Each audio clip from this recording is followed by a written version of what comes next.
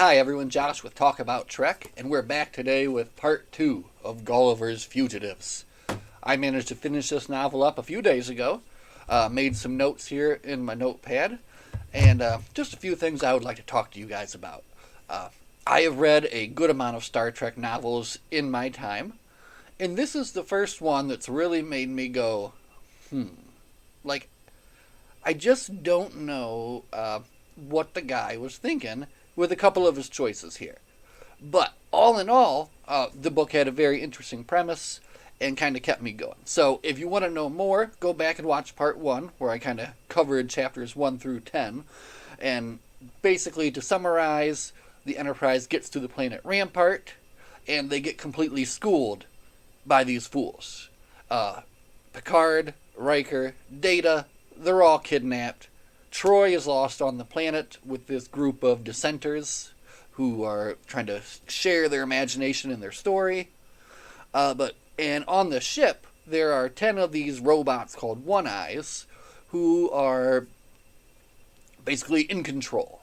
Everyone on the ship is hiding from them, trying to figure out some way to defeat them, because you can't just shoot them with a phaser. Apparently they will just explode. So that's the story so far. Now, in this story, for whatever reason, the author decided to introduce 2 new characters to the Enterprise. The first being a blind engineer named Chops. I don't know why he felt it was necessary, but he did. So, Chapter 11 actually starts out with Wesley Crusher coming up with this idea of maybe we can use neutrinos somehow to shoot these guys. So he calls Geordi and he says, well, maybe we can use neutrinos as just an idea. And then Geordi's like, well, maybe. And he says, hey, Chops, can you build this neutrino weapon? And she's like, well, yeah, I can. So they're on their way. They're going to build this weapon. So back on the planet, like I said, Riker's been caught, Picard's been caught, Data's being disassembled. So they actually are to the point now where they're getting ready to do what they call a blank on Picard. So they're going to wipe out his memory and basically just keep the parts where he knows kind of who he is and what he is, and then use him to trick the crew of the Enterprise. So they go ahead with it, and it turns out that the person performing this procedure is actually an ex-dissenter who was previously blanked. So Picard starts talking to her. He's like, hey, I know you don't want to do this. She does it anyway, and he gets blanked. But then, for whatever reason, she takes his memory card and watches it. So by watching Picard's memories, she unblanks herself and kind of goes back to her rebel self, and then becomes the hero to help everybody. So let's cut down to Troy. Now she's down in caves riding a flying dragon called a Haguya. Really.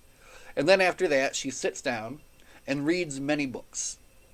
That's that entire chapter. So, moving along, back on the ship, okay, so they get these things built, all right, the Cyclops Buster, and they're ready to deploy them now on these One-Eyes here on the ship, okay, and then back down to the planet, and we've got Riker on the planet now, and it's his turn to get blanked, and the blanked Picard comes in. And Riker can tell automatically that it's not actually him, but kind of a brainwashed version. And but basically, they're getting ready to blank Riker, and it's just about to happen. But then, our hero of the story, the dissenter named Amarat, who read or looked at the memory files, she throws in these grenades, which make people stupid. Actually, what happens, like for a minute, they're like, and they just don't know what to do.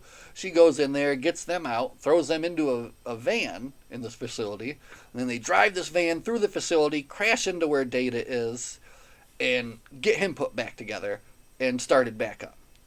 So that's basically the big rescue scene. And it doesn't happen at the hands of a crew member or someone that we know, but basically the minor character who was in like one chapter earlier before. But anyway, they're out and they're rescued. So now, chapter 14. Here come the dissenters. They're going to invade this cephalitic security to put a stop to these guys, once and for all. So they've got a great plan. They're going to roll a boulder down and knock a hole in the wall and go through that way. And that's actually the plan. So, On their way there, they get attacked by what's called, or they get stalked by what's called like a battlefield one-eye, which is a super one-eye. So one of the leaders of the dissenters named Odysseus, he looks at the one-eye and thinks really hard, a complex math problem, which destroys it. And they're able to go ahead. And that's actually what happens in chapter 14. This book is crazed. It's outrageous. But anyway, so Odysseus faces off against the lead cephaletic security guy, Ferris, in this big fight on a bridge. And in the end, he loses. And Ferris goes up to him and he gives him this truth serum. And he's like, I want the names of all your accomplices. And Odysseus starts giving him all these made-up names, like these people from stories. And then the guy, Ferris, starts reporting it to his superiors. He's like, oh, here's the names. But all of the robots suddenly shoot him because he's reporting made-up names. So yeah, and that's kind of how that ends. And then basically the rest of the dissenters did cause some trouble in the security agency, but they seem to be kind of getting rounded up, and they're getting under control. So they go back to the ship. Now this is probably one of the funnest parts of the book, maybe the funniest parts of the book, I don't know. But they have a plan. Worf has a plan on how he can get one of these one-eyes. And you know what it is? He's literally going to grab it in his hands and smash it. That's the plan. And Geordi, who's the acting captain right now, he says, you can go ahead with it. It sounds like a good plan. So Worf stalks down the halls. He knows it's kind of getting close.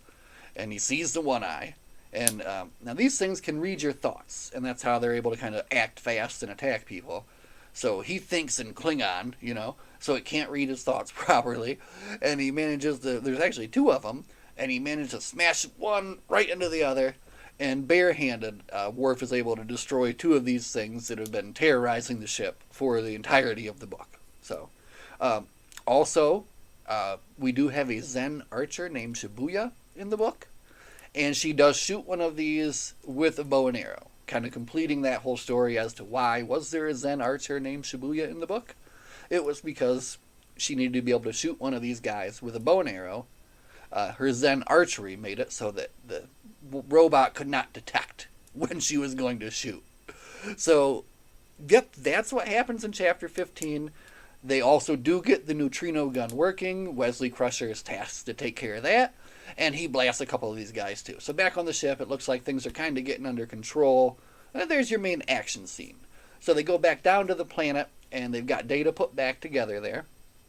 But then a one-eye crashes in. Data manages to get a hold of it. And then he tells everybody, he says, everybody, don't look at me. I'm going to do something over here. Don't look at me. Don't think about me. So he kind of goes and he's fiddling with that thing over there, doing something. And they're just like, okay, we understand. So then they don't, this book is ridiculous. Okay. So anyway, Data does that, and then he tucks that thing away somewhere. And as soon as he does that, the door busts open, and they're all arrested. So then they're taken to be sentenced, and they're all sentenced to death. And then they're all marched along this bridge. And then along the way, Troy, who's very weak from exhaustion, she falls down. But then she gets back up. And they take them to this room, and they're getting ready to inject them all. When the ceiling busts open, and a giant hand reaches in and grabs the guards out. And it's actually Gulliver from Gulliver's Travels. There, you can see him there on the cover. He's there, and he's fighting. And then all these other mythological creatures come flying out of the woodwork, and they're fighting too. So they got like Cerberus and like all these Egyptian gods and things, and they're all fighting against the CS, and they're pulling off their weird helmets.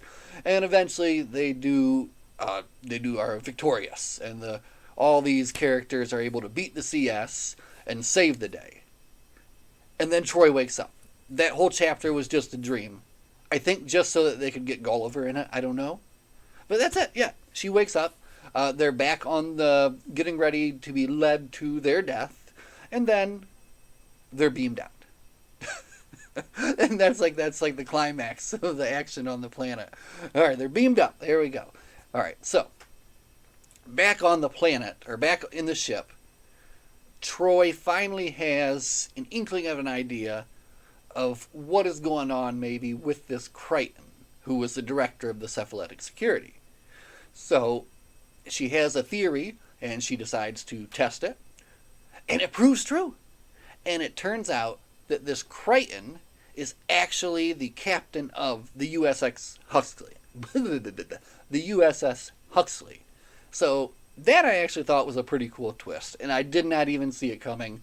So he was blanked, 10 years ago when his ship crash landed there, and then he was put in charge of the security because of his kind of natural abilities as a captain. And that was the reason why he's mentally stressed out throughout the whole thing, because he had all these memories of him as a captain trying to kind of come through. So that was kind of an interesting twist, and he does manage to regain his memories, and they're able to get him off the planet. So, that's kind of good. But, couple of things here. So, in the first couple of chapters, they introduce two aliens that look like children named Olaf and Una. And they have a secret with Worf that they don't reveal yet. And then they also have some sort of secret with Counselor Troy. And they didn't really go into it in the first half of the book. Like, they did something with her, but she couldn't remember exactly what it was. And then kind of the whole story started, and they didn't go from there. So, so these characters of Olaf and Una are actually like kind of historians, and they record stories. And they do that in a very specific way where like they basically beam the stories directly into your mind with this device. Then, so Counselor Troy, a few days before the novel began, she wanted to see this, so she did. She looked at it, and her being a beta said it made some kind of impression on her mind. It actually knocked her out, and she completely forgot about it altogether. So that is why she was having dreams of all these weird figures. So, the planet without imagination at all, where imagination is banned, that didn't have anything to do with all the imaginary creatures in the story. That was a separate thing that was literally just like one chapter here in the front. So this was one of the things that I really thought, like, what in the world was this guy thinking? He had the perfect setup. Like, the imaginations of all these people was being suppressed, and that created some kind of sensation that she could feel. And, I mean, come on. But I digress. This book has given me over 25 minutes of talking time, so for me, it has been a really fantastic experience. The secret that they did share, or they shared with Worf, they did reveal in the end, was that Worf writes poetry, and that he was gonna pursue writing more poetry. So Klingon poetry, that sounds awesome. So great. So anyway, yeah, this book was crazy, guys, for real. Gulliver's Fugitives. It went all over the place. It had a lot of really, really interesting ideas, I think, and I gotta tell you, I enjoyed it. And again, no Star Trek novel thus far has given me 2 pages worth of content to write about and 25 minutes to rant about. So thank you, Keith Cherie, for this wonderful novel. I think we're actually going to go with something different next time and try something new. So with the new season of Picard just around the corner, maybe we can pick up one of those new Picard books and get a little bit more backstory there and see what that's like. Anyway, we're going to end this video here, guys. Thank you so much for watching. As always, live long and prosper, and we'll see you next time. Bye.